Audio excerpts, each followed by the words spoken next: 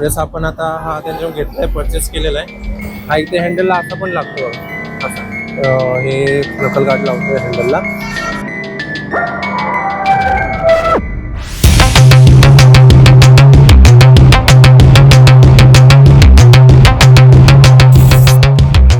नमस्कार मित्रांनो, मी दिनेश जाधव तुमचं पुन्हा एकदा स्वागत करतोय फिट यात्रेवरती. तर मित्रांनो, आता मी चाललोय खारघरला. आणि खारघरला जायचं मेन कारण म्हणजे की आपल्या गाडीचं थोडंसं काम करायचंय. मी आता काही दिवसापूर्वी ना ऑनलाईनवरनं थोडेसे पार्ट्स मागवलेत. ही एक छोटीशी विंडशिल्ड आहे आपल्या एक्स्ट्रीम 125 साठी. आणि या बॉक्समध्ये फुटरेस्ट आहे, म्हणजे पिलियनसाठी मागं जरा कम्फर्टेबल. काही छोटेसे येतात फुटरेस्ट, त्यामुळं कसं थोडं अनकम्फर्टेबल होतं आणि चढताना वगैरे थोडंसं इश्यू येतो. आणि कसं होतं, गाडी मी माझ्या मम्मीला पण फिरवत असतो, तर मग प्रॉब्लेम होतो का तिला बसायला उतरायला त्रास होतो. मग ती बोलली थोडंसं, लास्ट टाइम मला डॉमिनरला बसवायला तिला सांगितलं होतं, पण मी ते बसवलं नव्हतं. मी बसवेन करत राहून गेलं. पण पहिलं बोललो या गाडीमध्ये जेव्हा घेतले तर या गाडीला पहिलं फुटरेस्ट चांगलं टाकतो, थोडंसं स्टेबल पण राहील म्हणजे पाय, आणि कम्फर्टेबली म्हणजे बसायला वगैरे लॉंग राईड जर करत असेल, कोण असेल मागं पिलियन, तर त्याला पण एकदम कम्फर्टेबल वाटेल. आणि प्लस अजून तिथे गेल्यावर आपल्याला काय काय भेटतात वस्तू. खारघरला एक शॉप आहे, तर तिथं चाललोय मी. A to Z ॲसेसरीज म्हणून आहे. मग तिथं जाऊन अजून काय आपल्याला भेटल्या वेगळ्या वस्तू जर चांगल्या, तर बघूया त्यात ॲड ऑन करूच. आणि पहिलं तर हे बसून घ्यायचंच आहे मला, हे मागवलं ते. तर चला पटकन निघूया खारघरला. तर ही आहे आपली एक्स्ट्रीम. तर चला आजीला मॉडिफिकेशनला चालू करूया याच्या. तर मित्रांनो, आपण यापुढे जे पण एक्स्ट्रीममध्ये मॉडिफिकेशन करणार आहे ना, तर आता मी सगळ्याच व्हिडिओ बनवणार आहेत. तर आपल्याला हे आता बघायला गेलं तर बेसिकमध्ये पूर्ण मॉडिफिकेशन आपण जास्त काय मेनवाले पार्ट तर काय अजून लावले नाहीत.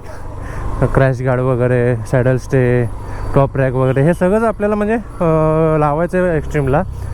फक्त मी त्याला स्टेप बाय स्टेपमध्ये लावणार आहे. एकदम सगळं खर्च करत नाही बसणार आहे, कारण की एकदम नाही म्हणलं तरी फॉग लाईट वगैरे पण लावायची आहे. तर तो पण पावसाळा वगैरे पण संपेल. आणि नंतर माझी थोडीशी हाच महिना आहे माझ्याकडं, कारण की यात मी फिरलो तर फिरणार आहे, नाहीतर मला कमीत कमी 3 ते 4 महिने फिरायला कुठं भेटणार नाही आहे परत. ते की कशासाठी हे सगळं मी तुम्हाला येणाऱ्या व्हिडिओमध्ये तुम्हाला सांगेनच त्याचं रिझन. पण आता सध्या तर आपण फोकस करूया आपल्या गाडीचं मॉडिफिकेशनवर.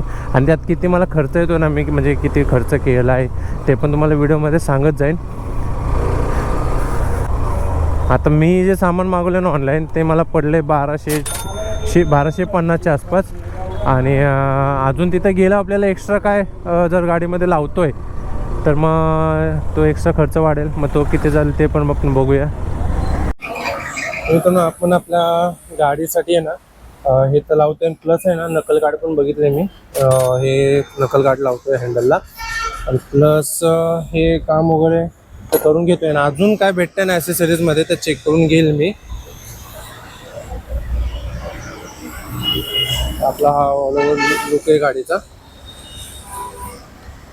गाडी थोडीशी घाण झाली, वॉश करून घ्यायला लागणार आहे. म्हणजे काल भाऊ मुंबईला घेऊन गेलता, तर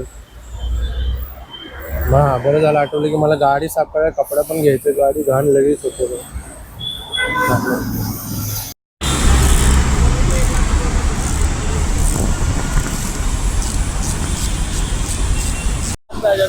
आता नकल गार्ड लावायला तर चालू केलंय. आता हे जे ओरिजिनल हँडलला येतं ना, हे काय याला फिट होत नव्हतं, नट सोबत बसवलं. मी विचार करतो याला पण ब्लॅक करून टाकायचं चांगलं. चला, हे जर लागलं असतं बेटर झालं असतं, लागत नाही. तर विचार करतोय आता हा थोडासा इन्क्लाइन आहे ना, याला असं थोडासा वर करणं म्हणजे असते का, जोरात दिसताना कलर खाली दिसतोय. आता विचार करतोय आम्ही की हा थोडासा वर घ्यायचा, म्हणजे दिसताना फ्रंट साईडला पण चांगला दिसेल. राईटचा तर लावला, तर लेफ्ट साईडचा लावून घेऊया.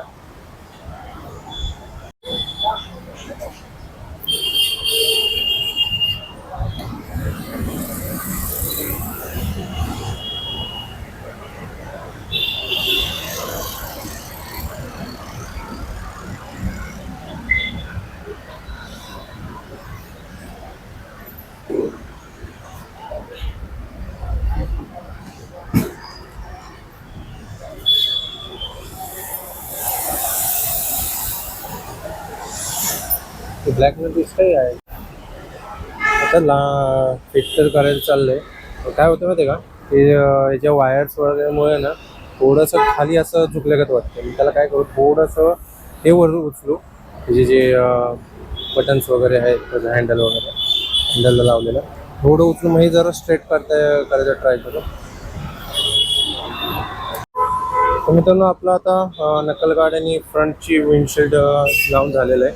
आता फक्त बाकी आहे मागचं फुटरेस्ट आणि ते आपलं ब्रेकचं ऑइलचं जे बॉक्स असतं त्याचा कवर आहे इथं फ्रंटला लागेल.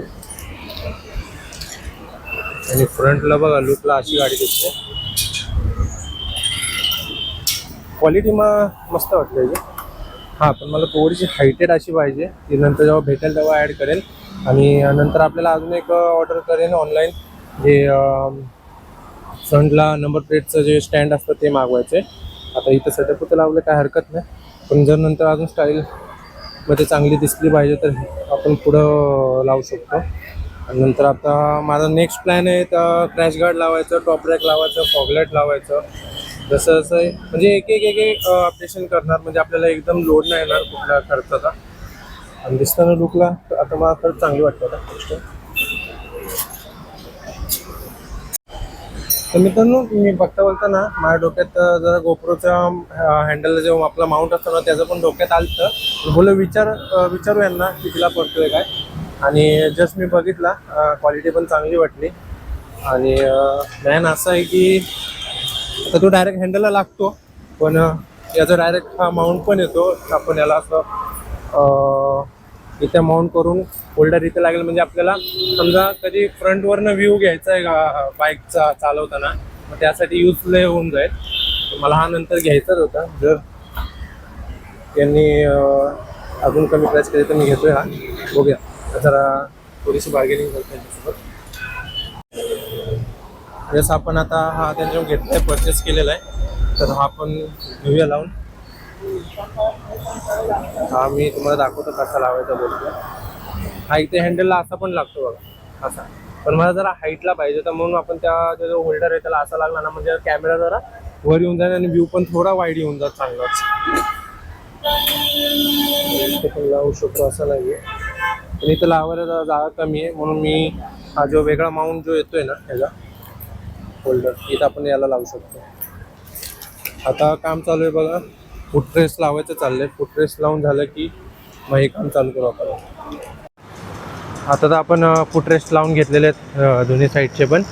आता आपण जे ऑइलचं कवर आहे त्याचं जे वरचं कवर आलेलं आहे ते पण लावून घेऊया हे वाले. आणि त्याच्यानंतर आपण लावणार आहे गोप्रोचा होल्डर हँडलवाला. तर आपण आता आहे ना याचं जे कवर आहे व्हाईटवालं ते पण लावलं आहे. परत मिररला जे जिथं आपण गोप्रो लावणार आहे होल्डर असा येणार आहे तो पण फिट केलेला आहे मिररला. आता तो आपण फिट करून पण बघूया कसा दिसतो आहे. त्यानंतर आपण गोप्रो पण लावू, व्ह्यू कसा येतो मी ते पण आपल्याला कळून जाईल.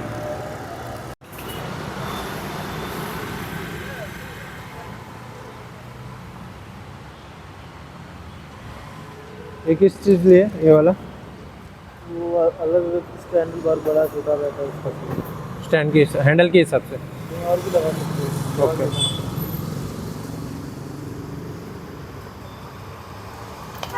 ये निकाल दो ना.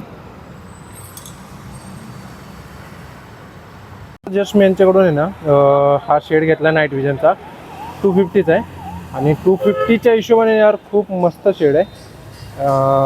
त्याचा ऑल ओव्हर मग समजा नाईटला यूज करू शकतो, सायकलिंगला यूज करू शकतो. प्लस आपण बाहेर आउटडोअरला पण वापरायला एक नंबर दिसतो आहे. आणि तुम्हाला या शॉपचेच ना डिटेल्स तर मी बघा आता नाव तर तुम्हाला दाखवलं, या शॉपचे डिटेल्स तुम्हाला मी याच्यात तर टाकेनच आपल्या डिस्क्रिप्शनमध्ये, जाऊन तुम्ही चेकआउट करू शकता. एक नंबर बघले. तर मित्रांनो हा याचा फायनल लुक. तर हा होल्डर लागला आहे पण त्या गोप्रो पण लावून बघितला बघा. हा असा व्ह्यू होणार, समजा आपण फ्रंटला चालवताना आपल्याला फ्रंट व्ह्यूचा पण कॅप्चर करायचा आहे तर मग बेटर पडतो. आणि जरा फ्रंट साईडनं पण तुम्हाला दाखवतो कशी गाडी दिसते. ही आपली गाडी फ्रंट साईडनं. तर मित्रांनो आता गाडीचं काम वगैरे करून बोललो गाडीमध्ये पेट्रोल वगैरे पण टाकून घेतो. पेट्रोल टाकलं आणि एका साईडला रोडला उभा आहे तर हे आपलं फायनल गाडीचा लुक, म्हणजे आपलं आता काम झालं आहे गाडीचं, त्यानंतरचा हा बघा लुक कसला सेक्सी वाटतोय.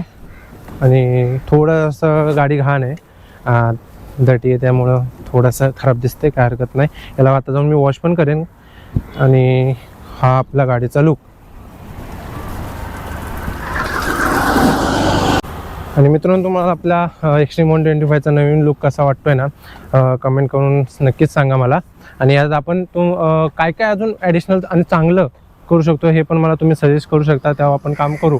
आणि प्लस या व्हिडिओमध्ये तर आपण इथपर्यंतच थांबतोय. तर असाच आपण एक्स्ट्रीममध्ये अजून काय काय मॉडिफिकेशन करणार आहे आपण बघूया पुढच्या व्हिडिओमध्ये. आणि त्यावर मी सर्च पण करत राहतो आपण एक्स्ट्रीमवर अजून काय काय काम करू शकतोय, आणि ते चांगलं दिसेल असं करायचं, नाही तर असं छपरी टाईप आपल्याला काही करायचं नाही आहे. मित्रांनो, व्हिडिओ आवडला असेल तर व्हिडिओला लाईक, शेअर आणि सबस्क्राईब करायला विसरू नका. मी घेतो आता तुमचा निरोप. भेटू एक नवीन अनुभव घेऊन. तोपर्यंत स्वतःवर काम करत राहा, आतून बदलायची आणि बाहेरून जागायची. लवकरच भेटू पुढच्या व्हिडिओमध्ये. तोपर्यंत बाय बाय.